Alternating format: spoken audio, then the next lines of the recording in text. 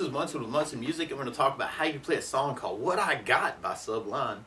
And it starts out with this cool little arpeggio look around a D major. The way you play D major, first finger goes to the G on the 2nd fret, the second finger on the high E 2nd fret, the third finger on the B string 3rd fret, and if you strum the D string to the high E string, that sounds a D major chord, and it sounds really happy. And while you're on Ds in general, it can be kind of cool to lift the 2nd finger and make that a D suspended 2nd, or you can add in the pinky on the high E for on the 3rd for a D suspended chord, kind of working that, saying some things on the D chord. And then from the D we go to a G major chord. When we play G major, first finger goes to the A on the 2nd fret, second finger on the low E string 3rd fret, and you could do 3rd finger on the high E string, and that would make a G major chord. Or you may want to really think about kind of putting the 3rd finger on the B string 3rd, pinky on the high E string 3rd for a G major, and that can make that D to G change really easy, and the 3rd finger can kind of be an anchor through the tune. And there's this cool little arpeggio that kind of kicks off the tune where you could go D and then the G and the B on the D chord, and then go to the G chord and go low E and then the G, B, G. So I'm going D with a kind of a O, 2, 3, G with a O, O, 3, O, D, G with a low E, G, B, G, D with D, G, B, low E, G, B, G, kind of working that riff. Or you could work it a lot of other different ways, actually. You could kind of work it as kind of a down count on each of those. D, 2, 3, 4, G, or you could double time that. D, G. It's kind of adding a little bit of music, or a muting, to kind of make that a little sneaky. Or you could work a strum pattern. And one of my favorite strum patterns for a 4/4 like this is down, down, up, up, down, up. So we took the D and just tried that a lot. You'd have down, down, up, down, up, down, down, up, down, up, down, down, up, down. And one way to apply that to kind of that intro verse progression is to do just kind of the down, down, up on each chord. If you're just starting out, that might be kind of a cool way to kind of work it. Or you can even kind of split that pattern to make it kind of a D, down, up, G, up, down, up, D, down, up, G, up, down, up, D, down, up, G, up, down, up, D, down, up, G, up, down, up. Or you could add basses to those, and kind of that D string is kind of the bass for the D chord, and the G is kind of the low E string bass. So D with the D bass, G with the low E bass, D with the D bass, G with the low E bass. If that seems really, really quick for you, you could work it as kind of a bass down up on each chord. D, G, D, G, D, G, D, G. Or you can kind of work it as kind of the halving idea. D, down, up, G, up, down, D with the bass, down, up, G, up, down, D with the D bass, down, up, G, up, down, up. Or you can split the pattern a different way and kind of make it a bass, down, G on the up, down, kind of splitting the down, down, up, down that way. Down, down on the D, and then the G with the up, down, D, down, down, G on the up, down, D with the down, down, G on the up, down. So there's lots of ways to kind of have the pattern, and kind of have it work out. So you may want to kind of play around with that, or going between all those different ideas, kind of seeing what you can say with it. Or another strum pattern that I would really think about through the song, something called a 16th note strum pattern. And what I mean by that is if you're tapping your foot to the beat, right now we're dividing that beat into 2 parts with our down, down, up, up, down, up. 1, 2, 1, 2, and that's called an 8th note. What a 16th note is where you divide that into 4 parts. So 1, 2, 3, 4, 1, 2, 3, 4. And one of my favorite 16th note strum patterns is long down, down, down, up, up, down, down, up, down. And what I mean by that is if you take the D and do it down for 4, 1, 2, 3, 4, 1, 2, 3, 4, 1, 2, 3, 4, that's what you're doing on the first beat. Then on the second beat, you do it down on 1, down on 3, up on 4. So going 1, 2, 3, 4, down, down, up, down, down, up, down, down, up. And then on the third beat, you're doing it up on 2, down on 3. So you're going 1, 2, 3, 4, 1, up, down, 1, up, down, 1, up, down.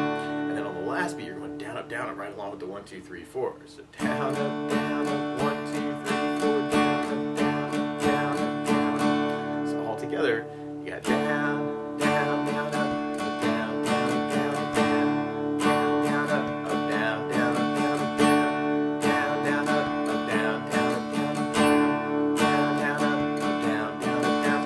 Now the same way we were halving the down, down, up, up, you can have the 16th. So you could do kind of a long down, down, down up on each chord. And that might be kind of a cool way to kind of get used to that 16th feel. Or you could can make it a bass down, down, up.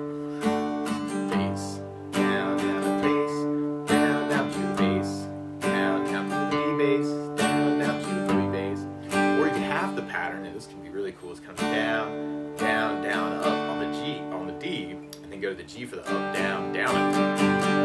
So D, down, down, up, G, up, down, down, up, D, down, down, up, G, up, down, down, up, down, up, D, down, down, up, G, up, down, down, up, down, up, D.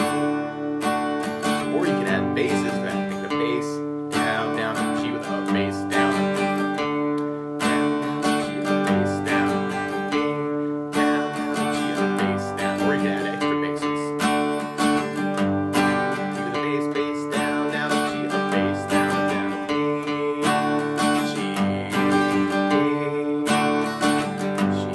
Or you can kind of go between all those different ideas and kind of mix it up a little bit.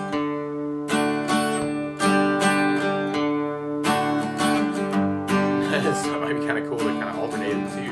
And we'll basically be repeating that through the song. Actually, it's just kind of that D-G progression. Now there's this really cool guitar solo though, and if you want to kind of follow those notes, you could go 7 on the D, 5th on the G, 7 on the G, 6 on the B, and then 7 on the G, 5 on the G, and then we do 5 on the G as kind of a hammer on the 7. So we got 7, 5, 7, 6, 7, 5, 5, 7. And then there's this cool little thirds lick where you can do 7 on the B and the G together, and then 5ths together on the G and B. And then we go to 3rd fret on the B, 4th fret on the G string twice. So it's kind of a 7, 5, 3, 4. So you got 7, 5, 7, 6, 7, 5, 5, 7, 7, 5, 3, 4. So you might want to kind of play around with that. And then there's this lick right after that where you could go 8th fret on the B as a hammer on, 8 on the high E, 10 on the high E, and then 10 on the B string 3 times, and then 8 on the high E, and then 7 on the high E, and then 10 on the high E, or on the B string, sorry, 10 on the B, and then you go 8th fret on the B as a bend. So you got 8, 10, 8, 10, 10, 10, 10, 8, 7, 10, and then an 8 bend.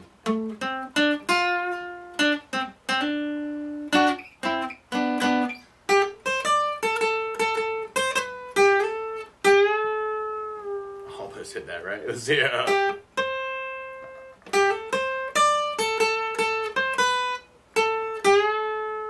On that last part. 8, 10, 8, 10, 10, 10, 10, 8, 7, 10, 8 bends. You want to play around with those licks. Or the scale that those licks are coming out of is kind of a D minor pentatonic scale. So if you want to just jam over it, you could kind of take 10th fret on the low E string, and then 13 on the low E, 10 and 12 on the A string, 10 and 12 on the D string, 10 and 12 on the G string, 10 to 13 on the B string, and then 10 to 13 on the high E string. That's kind of your pattern 1 of pentatonic scale. So that might be kind of a cool scale to kind of play around with. You're playing D's and E's and G's and A's and C's and D's and F's and G's and A's and C's and D's and F's. Or it could be even kind of cool to kind of hit that D chord and then kind of try a riff.